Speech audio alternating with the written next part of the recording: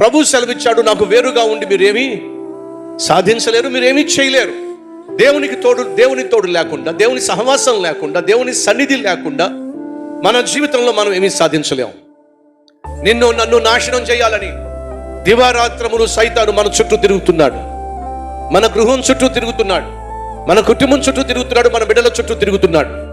వాడుకున్న ఒకే ఒక ఆశ ఏంటో తెలుసా?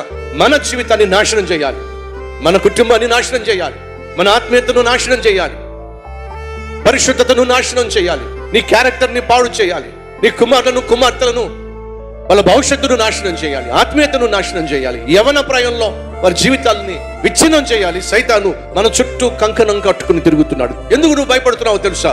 దేవుడు నీకు తోడుగా లేడు కాబట్టి. అయ్యా అమ్మా, ప్రతిరోజు సైతాను గాడు ఏదో విధంగా మనకు మనశ్శాంతి లేకుండా చేయడానికి, నెమ్మది లేకుండా చేయడానికి, సంతోషం లేకుండా చేయడానికి ఎవడో ఒక శత్రువుని లేపుతూనే ఉంటాడు. వాడిని చూసి నువ్వు బెదిరిపోకుండా, వాడిని చూసి నువ్వు భయపడకుండా ధైర్యంగా ప్రతి సమస్యను, ప్రతి సవాలు విసిరే ప్రతి మనిషిని నువ్వు ఎదుర్కోవాలి అని అంటే ఒకే ఒక మార్గం, దేవుడు నీకు తోడుగా ఉంటేనే సాధ్యం.